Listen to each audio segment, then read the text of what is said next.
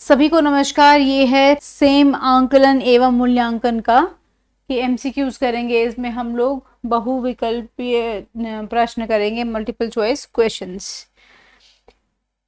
Question करने के पहले कुछ चीज़ें समझ लीजिए। आप क्वेश्चन पढ़ेंगे, क्वेश्चन पढ़ने के बाद आप उसका उत्तर लिखेंगे अपने कमेंट बॉक्स में, और लास्ट में आप ये देखेंगे कितने प्रश्न आपने सही किए और कितने क्वेश्चन गलत किए। जो गलत किए वो क्यों किए, अपना स्वयं का आंकलन करेंगे, आप सेल्फ असेसमेंट करेंगे, और सेल्फ असेसमेंट करने के बाद जो जो क्वेश्चन गलत थे या फैक्ट्स थे उसको आप याद करेंगे, ताकि परीक्षा में यदि वो सेम प्रश्न आ जाता है तो उसको आप गलत ना करें। बहुत महत्वपूर्ण बात यह है कि जितने भी प्रश्न हैं ये सारे किसी न किसी परीक्षा में आए हैं पहले। कोई यूपी टेट का है, कोई सीजी टेट का है, अलग अलग स्टेट के भी हैं ये, तो बहुत हाई चांसेस हैं कि क्वेश्चन यहाँ से आ जाए, रिपीट हो जाए। कुछ कुछ क्वेश्चन आप देखेंगे पढ़ते हुए आपको समझ में आएंगे, एक ही पैटर्न के क्वेश्चन आपको नजर आएंगे, वो थोड़े बहुत ऊपर नीचे करके, थोड़ी सी लैंग्वेज चेंज करके सेम प्रश्न को पूछा गया है। सो ध्यान से देखिए और इसको अपने आंसर आप लिखते रहिए। सिर्फ सुनने के लिए नहीं है ये वीडियो, थोड़ी सी मेहनत करेंगे तो आप पाएंगे आपने साल वीडियो खत्म होते होते आपने बहुत सारी चीजें सीख ली हैं, और खुद में आपको विश्वास बढ़ेगा, आत्मविश्वास आपका बढ़ेगा। प्रश्न नंबर 61 कहता है, आंकलन उद्देश्यपूर्ण होता है यदि जो भी इवैल्यूएशन है, असेसमेंट है, वो गोल ओरिएंटेड होगी यदि इससे विद्यार्थियों में भय और तनाव का संचार हो। भय और तनाव हम अगेंस्ट हैं। जब भी भय और तनाव की कहीं पे बात आएगी, स्ट्रेस की बात आएगी, उसको हम लोग एलिमिनेट कर देंगे, उस ऑप्शन को हम लोग बाहर निकाल देंगे। ये हम पिछले 3 वीडियो से देखते आए हैं। इससे विद्यार्थियों और शिक्षकों को प्रतिपुष्टि फीडबैक प्राप्त हो। हाँ, ये सेंसिबल है। फीडबैक के लिए ही जो भी आंकलन होता है फीडबैक के लिए ही होता है। यह केवल एक बार वर्ष के अंत में हो ना, ये जरूरी नहीं है। कभी कभी 2 बार भी हो सकता है, मल्टीपल टाइम्स भी हो सकता है ना, क्योंकि ये क्या होगा, सतत होगा, कॉन्टिन्यूअस होगा। विद्यार्थियों की उपलब्धियों में अंतर करने के लिए तुलनात्मक मूल्यांकन किए जाएं। तुलन की बात जहां पे आएगी उसको फिर से हम लोग एलिमिनेट कर देंगे, तो वो ऑप्शन भी हमारे लिए नहीं होगी। तो क्या बचा है इसमें, बचा बी। तो B is the right answer, ये सही उत्तर है। प्रश्न नंबर 62 की हम बात करें, प्राथमिक विद्यालय के बच्चे उस वातावरण में सबसे प्रभावी ढंग से सीखेंगे। किस वातावरण में बच्चे सबसे प्रभावी ढंग से सीखेंगे, ये देख लेते हैं। जहां उनकी संवेदनात्मक आवश्यकताओं की पूर्ति होती है और वे अनुभव करते हैं कि वे महत्वपूर्ण है। उनकी इमोशनल नीड्स का फुलफिलमेंट होता है और वो एक्सपीरियंस करते हैं कि वो बहुत इंपॉर्टेंट है, उनको इम्पोर्टेंट, महत्वपूर्ण फील करवाया जाता है। ऑफ कोर्स जहाँ आप इम्पोर्टेंट फील करेंगे, वो जगह आपके जाने की इच्छा होगी, वहाँ आप ज़्यादा सीखेंगे। जहाँ शिक्षक एकाधिकारवादी है, उसी का सब कुछ चलता है, शिक्षक की चलेगी, और स्पष्ट आदेश देता है कि क्या किया जाना चाहिए। पार्टिसिपेटिव नहीं होगा, जिसमें बच्चे का कोई रोल नहीं होगा, तो बच्चे का धीरे धीरे इसमें इंटरेस्ट खत्म होता चला जाएगा। जहां मूल रूप से पढ़ने लिखने और गणित की संज्ञानात्मक कुशलताओं पर ही ध्यान केंद्र होता है और बल दिया जाता है। हम लोगों ने क्या बोला, हमने पहले क्या सीखा था, जब भी एक्सट्रीम स्टेटमेंट्स होंगी, एकदम एक्सट्रीम पॉजिटिव या एक्सट्रीम नेगेटिव, एकदम अति सकारात्मक और अति नकारात्मक कोई इस तरह का वाक्य होगा, तो उसको हम लोग क्या कर देंगे, एलिमिनेट कर देंगे। पहले चीजें होती थी 3 R's की, हम लोग बात करते हैं, रीडिंग, राइटिंग और अरिथमेटिक। तो पहले पढ़ाई का मतलब होता था कि आपको 3 R's आने चाहिए, रीडिंग, राइटिंग और अरिथमेटिक आपको आना चाहिए। लेकिन बाद में इस थ्योरी को हम लोगों ने नकार के इसको और ज़्यादा कॉम्प्रिहेंसिव बना दिया है, इसको थोड़ा और बहुत सारे आयामों को इसके अंदर ले लिया है। जहाँ शिक्षक सारे अधिगमों में आगे होता है और विद्यार्थियों से निष्क्रिय रहने की अपेक्षा करता है। विद्यार्थी निष्क्रिय रहेंगे तो पढ़ेंगे नहीं, पढ़ेंगे नहीं तो कुछ समझ में आएगा नहीं, तो फाइनली ये भी नहीं होगा। तो क्या बचा हमारे पास, बचा केवल ए।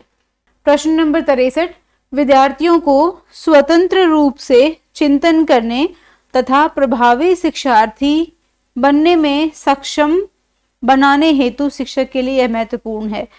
मतलब क्या है इसका, अगर हम थोड़ा सा और ध्यान से पढ़ेंगे तो पाएंगे, जब भी स्टूडेंट है वो एकदम फ्री हो कोई भी चिंतन करने के लिए, कुछ भी सोच विचार करने के लिए, तथा एक जो इम्प्रेसिव स्टूडेंट होगा वो बनने के लिए वो सक्षम है, उसके अंदर कैपेबिलिटी है और शिक्षक के लिए ये महत्वपूर्ण है। क्या महत्वपूर्ण है शिक्षक के लिए? एक संगठित तरीके से जानकारी को प्रस्तुत करना ताकि पुनः स्मरण करने में सरल हो। एक कॉम्प्रिहेंसिव तरीके से जो भी इंफॉर्मेशन है उसको हम बता दें बच्चे को, ताकि उसको रिवाइज करने में आसानी रहे या उसको रिकॉल करने में आसानी रहे। विद्यार्थियों के द्वारा प्राप्त की गई प्रत्येक सफलता के लिए उसे पुरस्कार दें। प्रत्येक सफलता के लिए पुरस्कार देंगे तो एक टाइम के बाद पुरस्कार की अहमियत खत्म हो जाएगी। विद्यार्थियों को सिखाना कि किस प्रकार से अपने अधिगम का अनुवीक्षण करे। अनुवीक्षण क्या होता है? एनालिसिस, कि जो भी उसने सीखा है, जो भी उसकी लर्निंग हुई है, उसकी एनालिसिस कैसे करे। हाँ, ये बहुत महत्वपूर्ण है। छोटी छोटी इकाइयों खंडों में जानकारी प्रदान करना। हाँ, छोटी छोटी इकाइयों में और खंडों में हम जानकारी प्रदान जरूर करते हैं, लेकिन प्रदान करने के बाद हमें ये देखने की जरूरत है बच्चे को समझ में किस तरीके से वो आएंगे, उसको याद किस तरीके से होंगी, ताकि उसके जीवन में प्रैक्टिकल रूप से उसका वो इस्तेमाल कर सके। अब हमारे पास क्या बचा है? हमारे पास बचा है ए, बी और डी। ए, बी और डी को हम फिर से पढ़ लेते हैं। एक संगठित तरीके से जानकारी को प्रस्तुत करना ताकि पुनः स्मरण करने में सरल हो। पुनः स्मरण करने में सरल हो, ये तो ठीक है, लेकिन मेन मोटिव हमारा शायद ये विद्यार्थियों को सिखाना कि किस प्रकार से अपने अधिगम का अनुवीक्षण करें, उसको एनालाइज कैसे करें। ज्यादा अप्रोप्रिएट, ज्यादा सटीक ये लगती है। छोटी छोटी इकाइयों में ये जानकारी उसने ले ली, जानकारी लेने के बाद उसने रिकॉल भी कर लिया, उसने पुनः स्मरण भी कर लिया। पुनः स्मरण करने के बाद अब क्या करेगा? उसका अनुवीक्षण करेगा, उसकी एनालिसिस करेगा। एनालिसिस अगर उसने नहीं की तो उसकी पढ़ाई का कोई फायदा नहीं होगा, उसके अधिगम का कोई बहुत बेनिफिट उसको लाइफ में नहीं होगा। तो जरा अप्रोप्रिएट, जरा सटीक क्या है? उत्तर सी। 64 प्रश्न नंबर 64 कहता है विद्यार्थियों के प्रभावशाली अधिगम के लिए निम्नलिखित में से कौन सा शिक्षक के प्रारंभिक कार्यों में से एक नहीं है। हम लोगों ने क्या देखा? जब भी नहीं आ जाए उसको हम क्या करेंगे? उसको मार्क कर लेंगे ताकि वो हमें दिखता रहे। प्रभावशाली लर्निंग के लिए कौन सा शिक्षक के प्रारंभिक कार्यों में से एक नहीं है? मतलब जो शिक्षक का जो प्राइमरी काम है वो एक नहीं है। बच्चों को यह सिखाना कि वे अपने अधिगम प्रयासों को कैसे देख और सुधार सकते हैं, ये हो सकता है। विद्यार्थियों को उपदेशात्मक विधि से सूचना प्रदान करना। बहुत उपदेश देंगे तो बच्चे नहीं सीखते हैं चीजों को। विद्यार्थियों की उन धारणाओं को जानना जिन्हें लेकर वे कक्षा में आते हैं। बहुत बढ़िया। विद्यार्थियों से उच्चतर स्तर के प्रश्नों के उत्तर की अपेक्षा करना, ये भी ठीक है। हम ये चाहते हैं कि बच्चा एनालाइज करे, एनालाइज करके उसको बहुत बेहतर तरीके से रिप्रेजेंट करे। तो हमारा प्रश्न क्या कहता है? नहीं पूछ रहा है, तो नहीं पूछ रहा, हमारे पास नहीं सिर्फ बी है, तो बी इसका एक सही उत्तर होगा। प्रश्न नंबर 65 क्या कहता है? निम्नलिखित में से कौन सा अधिगम के आकलन को उजागर करता है? अधिगम का आकलन क्या है? जो भी लर्निंग है उसका असेसमेंट, उसको कैसे उजागर करेंगे, उसको कैसे पता करेंगे उसको। ए कहता है शिक्षक किसी विद्यार्थी के निष्पादन, इस परफॉर्मेंस का आकलन दूसरे के निष्पादन की तुलना में करता है। तुलन नहीं करते हैं जी हम लोग। तुलन जहां पे भी आएगा उसको क्या करेंगे? हम उसको एलिमिनेट कर देंगे। शिक्षक विद्यार्थियों की चिंतन प्रक्रियाओं पर ध्यान देने के अलावा उनकी अवधारणात्मक समझ का भी आकलन करता है। बहुत बढ़िया, एकदम बढ़िया आंसर है ये। शिक्षक मानक उत्तरों से विद्यार्थियों के उत्तरों की तुलना करके उनका आकलन करता है। मॉडल आंसर से अगर उसका हम लोग उसके हिसाब से बात करेंगे तो जरूरी नहीं है कि एक चीज का उत्तर हमेशा एक जैसा ही हो, उसके डिफरेंट उत्तर भी हो सकते हैं।